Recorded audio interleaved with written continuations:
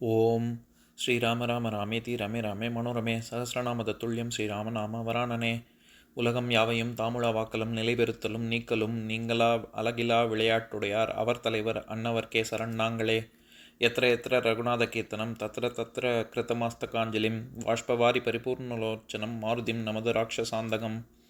அஞ்சிலே ஒன்று பெற்றான் அஞ்சிலே ஒன்றை தாவி அஞ்சிலே ஒன்று ஆறாக ஆரியர்க்காக ஏகி அஞ்சிலே ஒன்று பெற்ற அணங்கை கண்டு அயலாரூரில் அஞ்சிலே ஒன்றை வைத்தான் அவன் எம்மை அழித்துக் காப்பான். இன்னைக்கு நம்ம கம்பராமாயணத்துல பாலகாண்டத்துல வேள்வி படலத்துல 22வது பாடல் பார்க்க போறோம். அன்று அவன் வந்தது அறிந்து உலகையெல்லாம் வென்றவன் முந்தி வியந்து எதிர்கொண்டான். நிந்தனின் அந்தனர் இல்லை நிறைந்தோய் எந்தனின் உய்ந்தார் யார் உளர் என்றான். இப்ப நம்ம பதம் பிரிச்சு பொருள் பார்க்கலாம். அன்று அவன் வந்தது அறிந்து, அன்று அந்த வாமனன் வந்ததை அறிந்து உலகையெல்லாம் வென்றவன், உலகையெல்லாம் வென்றவனான மாவலி முந்தி விரைந்து எதிர்கொண்டான். முற்பட விரைந்து சென்று எதிர்கொண்டு அழைத்து வந்தான். பின்பு நிறைந்தோய் நிறைந்த தவமுடைய மேலோனே நின்றனின் அந்தனர் இல்லை, உன்னை விடச் சிறந்த அந்தனர் வேறில்லை. எந்தனின் உய்ந்தார் யார் இனி என்றான். என்னை விட உய்வு பெற்றவர் இனி இங்கு யார் இருக்கிறார்கள் என்றான். இப்ப நம்ம இந்த பாட்டில் இருக்கக்கூடிய நயங்களை பார்க்கலாம். இந்த இடத்துல உலகு எல்லாம் வென்றவன் அப்படின்னு மகாபலியைத்தான் குறிக்கிறாங்க. ஏன்னா உலகங்களையும் அவன் தானே ஆட்சி செய்து கொண்டிருந்தான். அதுல நின்தனின் அந்தனர் இல்லை எந்தனின் உய்ந்தார் யார் உளர் அப்படின்னு ரெண்டு இடத்துலயும் நின்தன் என்தன் அப்படின்னு வருது இல்ல. அந்த இடத்துல தன் அப்படிங்கிறது அசை சொற்கள். நான் ஏற்கனவே சொல்லியிருக்கேன், அசை சொற்கள் சும்மா ஒரு ஃபில்லர்ஸ் மாதிரி அர்த்தமே இல்லாம வருது அப்படின்னு நம்ம எடுத்துக்க கூடாது. அர்த்தம் அதுக்குன்னு சில அர்த்தங்கள் ஒரு குறியீடாக சில இடங்கள்ல இருக்கும், சில இடங்கள்ல இசையை நிறைவு செய்வதற்காக வரும். இப்ப எந்த நெஞ்சில் நீங்காத தென்றல் நீதானா அப்படின்ற சினிமா பாட்டுலாம் கூட இருக்குல்ல, அதுல என் நெஞ்சில் நீங்காத தென்றல் நீதானா அப்படின்னு சொல்லலாம். ஆனா எந்த நெஞ்சில் அப்படின்னு வருது, அது அந்த மெட்டுக்கு ஏத்த மாதிரி இசையை ரொப்புவதற்காக தானே வருது. அந்த மாதிரி நின்தனின் அந்தனர் இல்லை எந்தனின் உய்ந்தார் யார் உளர் அப்படின்னு இங்க வர்றதும் ஒரு இசையை நிறைவு செய்வதற்காக தான் வருது. இதுல மகாபலிக்கு எல்லாரும் நம்ம என்ன நினைச்சுக்கிறோம், ஏதோ மகாபலிக்கு தெரியும் விஷ்ணு வந்திருக்கிறது விஷ்ணு தான் அப்படின்னு மகாபலிக்கு தெரியாத மாதிரியும், திருவிக்கிரமனாக அவன் உருவெடுக்கும் பொழுதுதான் மகாபலிக்கே உணர்ந்தான் அப்படின்ற மாதிரி. அப்படி கிடையாது, வரும்பொழுதே வர்றது விஷ்ணு தான் அப்படிங்கிறதே மகாபலிக்கு தெரியும். அதனாலதான் இவர் என்ன சொல்றாரு, முந்தி வியந்து எதிர்கொண்டான். எப்படி அவன் வாமனனை எப்படி எதிர்கொண்டான் அப்படின்னா முந்தி வியந்து எதிர்கொண்டான் அப்படின்னு சொல்றாரு. எதிர்கொண்டான் அப்படின்னாலே போய் அதாவது எதிர் சென்று அழைத்து வருதல் அப்படின்னு அர்த்தம். நான் ஏற்கனவே சொல்லியிருக்கேன்னு நினைக்கிறேன், நம்ம யாராவது வீட்டுக்கு விருந்தினர்கள் வந்தாங்கன்னா நம்ம எப்படி வரவேற்கிறோம், நம்ம எப்படி வழி அனுப்புறோம் அப்படிங்கிறத வச்சே வந்திருக்கிற விருந்தினர்களுக்கு நம்ம எவ்வளவு முக்கியத்துவம் கொடுக்குறோம் அப்படின்னு நம்ம புரிஞ்சுக்கலாம், வந்திருக்கிறவங்களே தெரிஞ்சுக்கலாம். இப்போ நான் ஏற்கனவே சொன்ன உதாரணம் தான், இருந்தாலும் இன்னொரு தடவை சொல்றேன். இப்போ வீட்டுக்கு ஒருத்தவங்க வந்திருக்காங்க அப்படின்னா, அவங்க நம்ம டிவி பார்த்துக்கிட்டு இருக்கோம் அப்படின்னா, டிவி பாட்டுக்கு ஓடிக்கிட்டு இருக்கு, நம்ம பாட்டுக்கு வாங்க அப்படின்னு சொல்றோம், நம்ம டிவி ஆஃப் பண்ணல. அது ஒரு விதம், அது ஒரு ரகம், அதுதான் இருக்கிறதுலே மோசமான ரகம். ரெண்டாவது, நம்ம டிவியை மியூட்ல மட்டும் போடுறோம், மியூட்ல மட்டும் போட்டு வாங்க அப்படின்னு சொல்லிட்டு வரவேற்கிறோம், ஆனா டிவி பாட்டுக்கு ஓடிக்கிட்டு இருக்கு, அது ரெண்டாவது ரகம், அதுவும் மோசம் தான். ஏன்னா நம்ம பாட்டுக்கு அதை டிவி ஆஃப் கூட பண்ணல. மூணாவது, டிவி ஆஃப் பண்றோம், ஆஃப் பண்ணிட்டு வாங்க உட்காருங்க அப்படின்னு சொல்றோம், அது மூணாவது ரகம். அந்த மாத்திரத்திலேயே டிவியையும் ஆஃப் பண்ணிட்டு அவங்க முகம் பார்த்து, அதனாலதானே முகம்லாம் இருந்து வரவேற்கணும் அப்படின்னு இவர் திருக்குறள்ல கூட மோப்பக்குழையும் மன்னிச்சா முகந்திரிந்து நோக்கக்குழையும் விருந்துன்னு திருவள்ளுவர் சொல்லியிருக்காரு. அவங்க முகத்தை பார்த்து பேசணும், நம்ம பாட்டுக்கு டிவி சொல்லுங்க அப்படின்ட்டு நம்ம பாட்டுக்கு டிவியை பார்த்துட்டு இருந்தா அது ஒரு ரகம். இந்த எதுக்கு சொல்ல வரேன், அந்த மாதிரி அந்த காலத்துல எல்லாம் வரவேற்கிறதுக்கு இப்ப ஏதோ ஊர் விட்டு ஊர் பஸ் ஏறி வராங்க அப்படின்னா, அந்த காலத்துல போன் வசதி எல்லாம் கிடையாது, மாட்டு வண்டியில வராங்க அப்படின்னா அவங்க எப்ப வராங்க அப்படின்னாலே, அவங்க 1 மணி பஸ்ஸுக்கு வராங்க அப்படின்னா பஸ் ஸ்டாண்டுக்கு வீட்டு வாசல்ல கிடையாது, நான் சொல்றது பஸ் ஸ்டாண்ட்லயே போய் இருந்து கூட்டிட்டு வருவாங்க.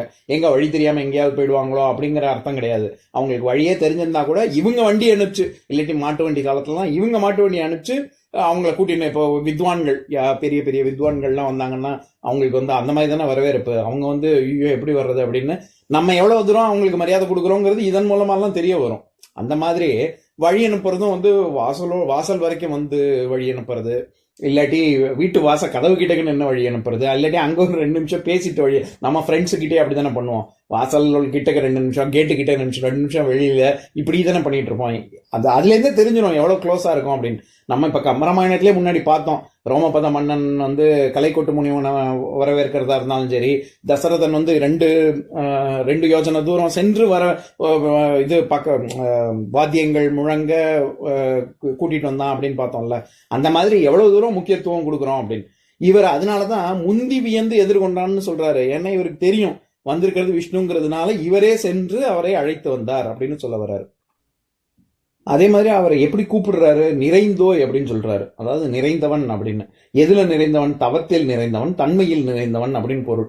நம்ம நிறைகுடம் தழும்பாது அப்படின்னு சொல்றோம்ல, அந்த இடத்துல தான் நிறைகுடம் அப்படின்னா ரொம்பின தண்ணி, முழுக்க முழுக்க தண்ணி இப்ப இருக்கு அப்படின்ற அர்த்தத்துல. அந்த இடத்துல நிறைதல் அப்படின்னா எதனால நிறைதல் அப்படின்னா தன்மையிலும் குணத்திலும் தவத்திலும் நிறைந்தவன் அப்படி, மேலானவர்கள் அப்படின்னு தான் பொருள்.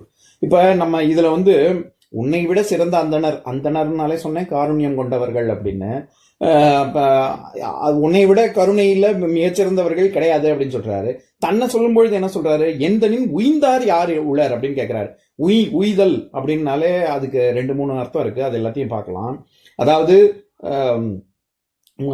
பரிகாரம் அப்படின்னு ஒரு அர்த்தம் இருக்கு. அத நம்ம எல்லாருக்கும் தெரிஞ்ச குறள், செய்நன்றி அறிதல் அப்படிங்கிறதுல 10வது குறள், அதாவது திருக்குறள்ல 110வது குறள். என்னன்றி குன்றார்க்கும் உய்வுண்டாம் உய்வில்லை செய்நன்றி குன்ற மகருக்கு அப்படின்னு. நீ என்ன பாவம் செய்தாலும் அதற்கு விமோச்சனம் இருக்கு. ஆனா செய்நன்றி அறிதல், அந்த பாவத்தை மட்டும் செஞ்சேன்னா அதுக்கு விமோச்சனமே கிடையாது. மற்ற அறத்தை சிதைச்சா கூட உன்னை ஏதோ ஒரு என்ன சொல்றது, அதுக்கு பரிகாரம் இருக்கு, இதுக்கெல்லாம் பரிகாரம் கிடையாது அப்படின்னு. உய்தல் அப்படின்ற அந்த இடத்துல பரிகாரம் அப்படிங்கிற பொருள்ல வருது. இதே பெரியாரை பிழையாமை அப்படிங்கிற அதிகாரத்துல 6வது குறள், அதாவது திருக்குறள்ல 896வது குறள், எரியால் சுடப்படினும் உய்வுண்டாம் உய்யார் பெரியார் பிழைத்தொழுகுவார் அப்படின்னு. அந்த இடத்துல காட்டு தீயில இருந்து தப்பிச்சவங்க, உயிர் தப்பிச்சவங்க கூட இருக்காங்க.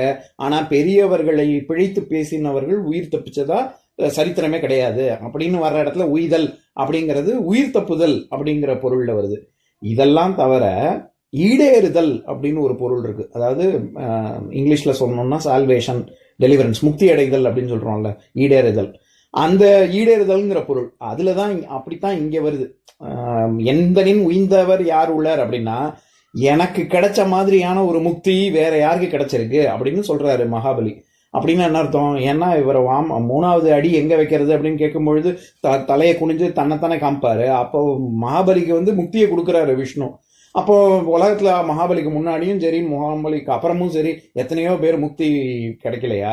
அவர்களுக்காக இறைவனுடைய அருள்னால நிறைய பேருக்கு முக்தி கிடைச்சிருக்கு. அப்படி இருக்கும் பொழுது எந்தனின் உய்ந்தவர் யார் உள்ளார், எனக்கு கிடைச்ச மாதிரி முக்தி வேற யாருக்கு கிடைச்சிருக்கு அப்படின்னா மற்றவங்கள விட இவருக்கு என்ன சிறப்பு அப்படின்னு கேட்டா, இப்போ ராமாவதாரம் அதனுடைய பர்பஸ் என்ன அப்படின்னு கேட்டா ராவணனை அழிக்கிறது அப்படின்னு, ராவணவதம் அப்படின்னு சொல்லக்கூடாது.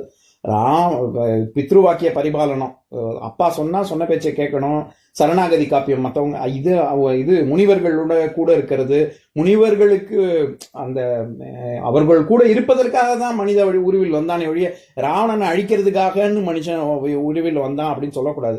அது வந்து அப்படி சொன்னா ராமனுக்கு இழுக்கு. ஏன் அப்படி ராவணனை வேற விதமா அழிக்கவே முடியாத என்ன? அப்படிலாம் கிடையாது. பித்ருவாக்கிய பரிபாலனம் பண்ணணும், உலகிற்கு வழி நடந்து காமி. அதனாலதானே அதை ராவணவதம்னு சொல்லாம ராமாயணம், ராமரின் வழி அப்படின்னு சொல்றோம். எதுக்கு சொல்ல வரேன், அந்த மாதிரி இப்ப கிருஷ்ண அவதாரத்தினுடைய நோக்கம் என்ன அப்படின்னு கேட்டா, கிருஷ்ணனின் லீலைகள் செய்து மக்களுக்கு என்ன சொல்றது, கீதை கிடைச்சது, அது ஒரு நல்ல விஷயம். பகவத்கீதை அவங்க கண்ணனே வந்து சொன்னது அப்படிங்கிறது ஒரு பக்கம் சிறப்பு இருந்தாலும், கிருஷ்ண லீலைகளுக்கு தானே கிருஷ்ணாவதாரம் ரொம்ப பேர் போனது.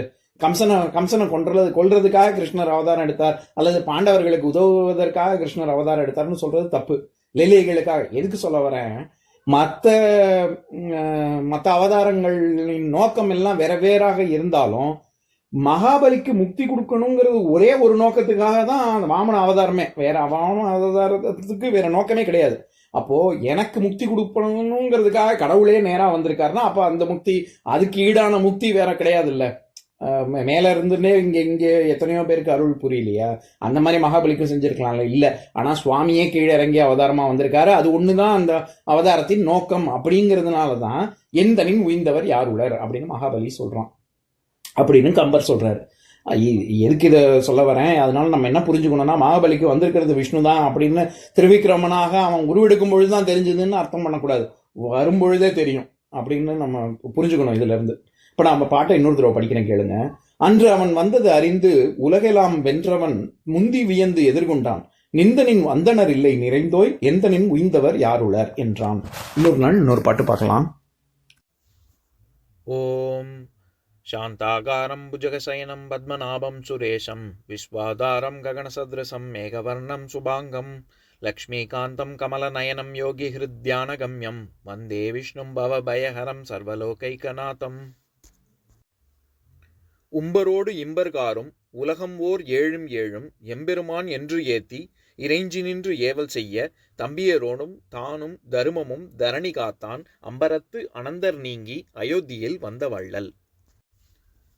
ஓம் பூர்ணமதः பூர்ணமிதம் பூர்ணாத் பூர்ணமுதஸ்யதே பூர்ணஸ்ய பூர்ணமாதாய பூர்ணமேவாவசிஷ்யதே. ஓம் சாந்தி சாந்தி சாந்திः. ஓம் சர்வேஷாம் ஸ்வஸ்திர்பவது சர்வேஷாம் சாந்திர்பவது சர்வேஷாம் பூர்ணம் பவது சர்வேஷாம் மங்களம் பவது. ஓம் சாந்தி சாந்தி சாந்திः. ஓம் சர்வே பவந்து சுகினः सर्वे सन्तु निरामयाः सर्वे भद्राणि पश्यन्तु मा कश्चित् दुःखभाग् भवेत्. ओम शांति शांति शांति.